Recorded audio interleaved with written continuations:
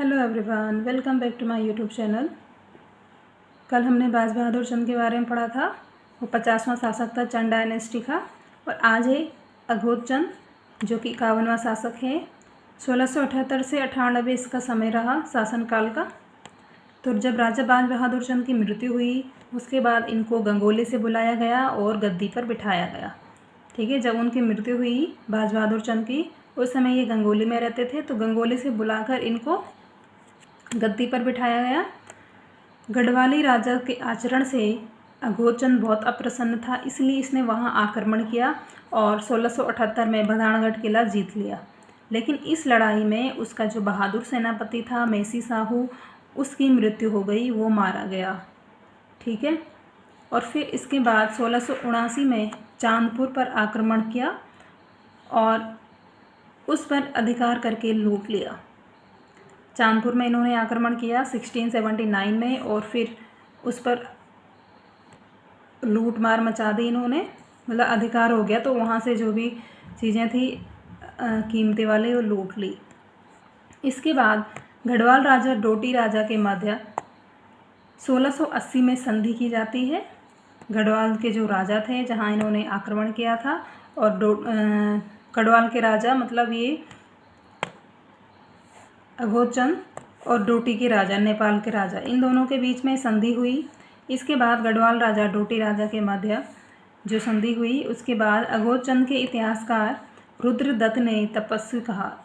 जो अघोष चंद को इतिहासकार जो हैं रुद्रदत्त, उन्होंने इनको तपस्वी कहा है। किसको? अघोष चंद को।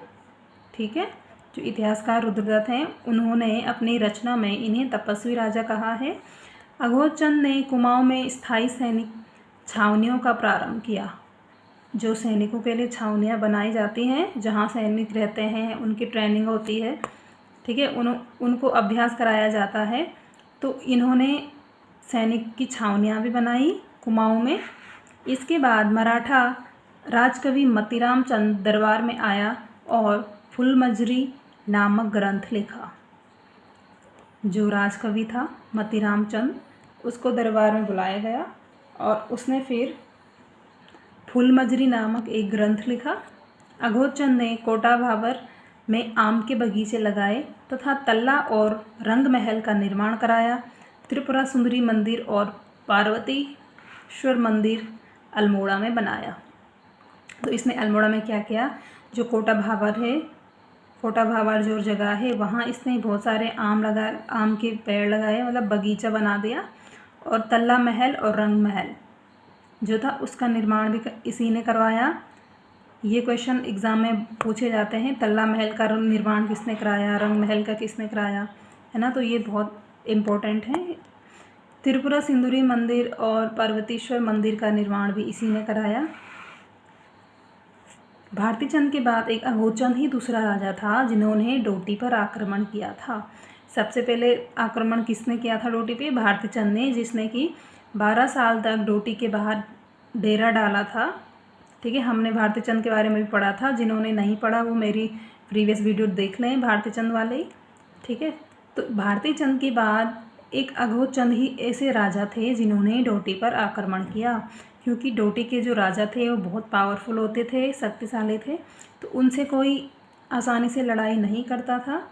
ठीक है, पर अघोष चंद ने वहाँ लड़ाई की और डोटी पर विजय भी प्राप्त कर ली। उस पर विजय प्राप्त करने के बाद 1682 में प्रयाग की रघुनाथपुरी घाटी में स्नान करने चले गए। अघोष चंद जो है जब डोटी पर विजय प्राप्त कर लेते हैं फिर ये नहाने गए रघुनाथपुरी घाटी में। और इनके पीठ पीछे, फिर ये महल में नहीं थे, तो इनके पीठ पीछे अघोष चंद की जो अनुपस्थिति में डोटी राजा जो देवपाल थे उन्होंने काले कुमाऊं पर आक्रमण किया। उनको पता था कि अघोष चंद अभी महल में नहीं है, तो उन्होंने फिर काले कुमाऊं पर आक्रमण कर दिया। अजमेरगढ़ पर अधिकार के बाद हिरु देवता मारा गया। ठीक है, अजमेरगढ़ पर इनका अधिकार हो गया और हिरु देवता मारा गया। किसका अधिकार हुआ? डोटी के राजा का। 1688 में अघोष चंद ने खेरागढ़ किले पर अधिकार किया। इसके बाद खेरागढ़ की संधि देवपाल के साथ हुई, जिसमें डोटी नरेश को कर देने के लिए बाध्य किया गया। 1688 में फिर अगोचंद ने दूसरी बार वहाँ आक्रमण किया, ठीक है, और जो खेरागढ़ किला था डोटी के राजा का, उस पर इसने अधिकार किया।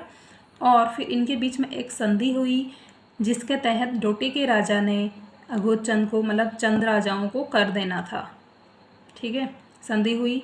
फिर 1696 में डोटी राजा ने कर देना बंद कर दिया। 1688 में संधि हुई और 1696 में डोटी का राजा जो है कर देना बंद कर लेता है। और इस कारण अगोचंद ने क्या किया, तीसरी बार भी वहाँ आक्रमण किया, डोटी पर तीसरी बार फिर आक्रमण किया, क्योंकि उसने कर देना बंद कर दिया था। इस युद्ध में चंदों की हार हो जाती है और सेनापति शिरोमणि जोशी मारा जाता है। तो इस जो तीसरा युद्ध होता है इसमें जो है चंद राजवंश जो है हार जाते हैं, ठीक है। तो ये था हमारा अगोचंद के बारे में। जिनको शॉर्ट नोट्स बनाने हैं वो मेरी वीडियो से नोट्स बना सकता है। आगे पढ़ेंगे हम 52वां शासक है उसके बारे में। तो इतना हमारा कवर हो गया है और अपना जो है रिवीजन प्रिपेयर रखें, रिवीजन करते रहें। जितना रिवीजन करोगे उतना ही एग्ज़ाम के लिए आपके लिए बेनिफिट होगा। तो नेक्स्ट वीडियो जब तक आती है तब तक के लिए थैंक यू। अपने नोट्स बनाते रहें।